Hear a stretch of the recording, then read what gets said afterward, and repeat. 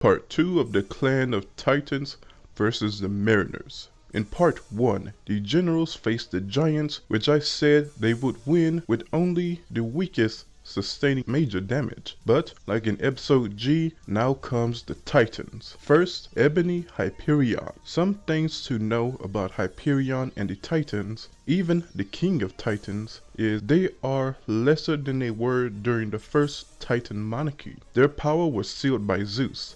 They have basically fake bodies, seemingly also a weakness to lightning itself, and their memories were manipulated, therefore they are weakened and lack their old combat experience. However, the Golds were also younger, being in their teens by the time of Episode G, and not at their peak besides Saga. All that being taken into account, the Titans are incredibly formidable opponents. Battles between the Titans and Golds often required the Saints to create miracles in order to surpass them. The Titans have holy armor that comes equipped with a divine weapon, and also have dunamis, the power of creation and mana manipulation, also gives quick regeneration. Hyperion would invade Atlantis, likely alongside fodder soldiers. Going in similar order of the manga, Hyperion would face Bayan, who should be badly hurt after the fight against the giant. Honestly, I don't see this fight lasting. Hyperion would make him suffer with the vortex or just end him with a sword strike. No difficulty. Now, the question of, can Hyperion destroy the pillars of Poseidon? Yes, the pillars were consistently stated to be able to withstand the combined might of Gold Saints. Impressive, but I don't see why a sword made from Gaia would be any weaker. Next Mariner, Skyla, a character actually close to the same age as the Gold Saints were in Episode G. Again, Hyperion makes easy work of this opponent. Next, Krishana. Krishana has a powerful spear known to all generals. He can raise his Cosmo or Jutsu for greater power, and has a passive air barrier. He put up a great fight against Dragon Shiryu. He likely defeated a giant with low difficulty. I don't think he will go down without a fight, but ultimately he has nothing for Hyperion. He gets the lance destroyed by the great sword of Hyperion, and he gets killed. Hyperion moves forward. Mendes, his trick is not going to work on Hyperion. He gets embarrassed and stomped here.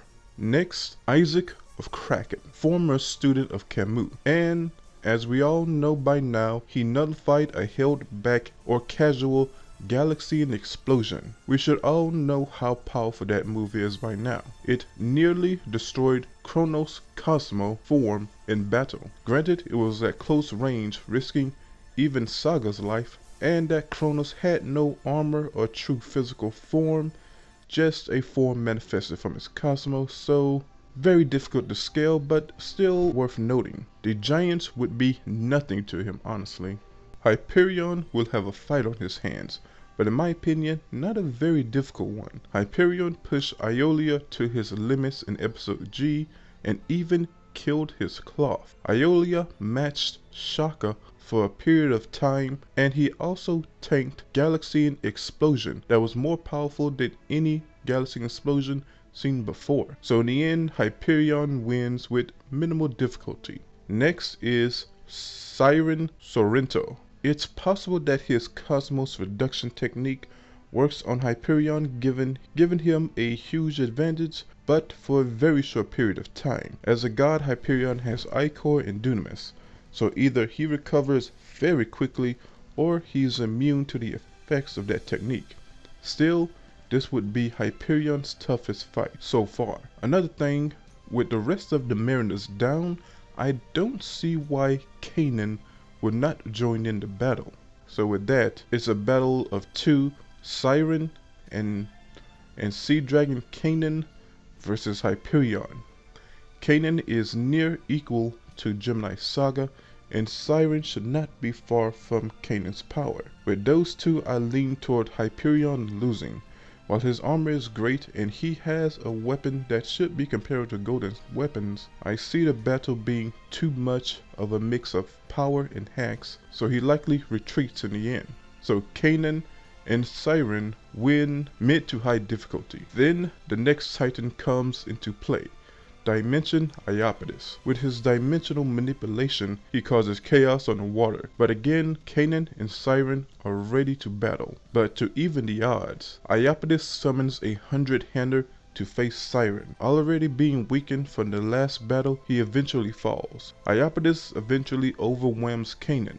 But Iapetus notices that the rift he made in space under the ocean is gone, and a barrier is wrapped around a knocked down Siren.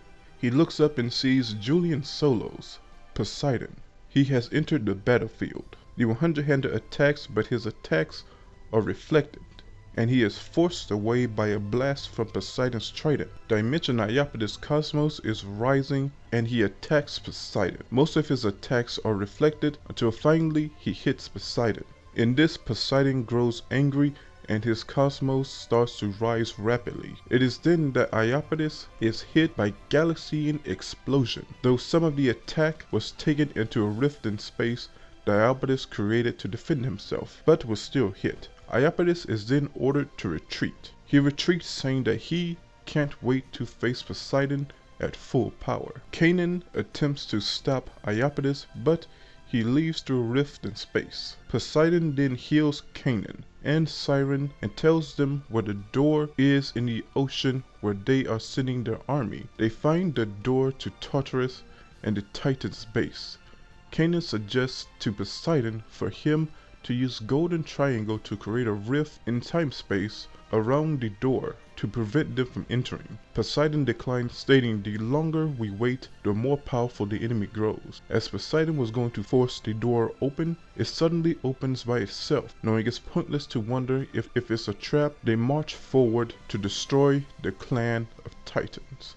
Well, that's the end, guys. Well, of this part. I decided to go really fanfic up at the end. Maybe I went a little too far. If so, tell me your thoughts. And remember to like, sub, and hit the bell. Later.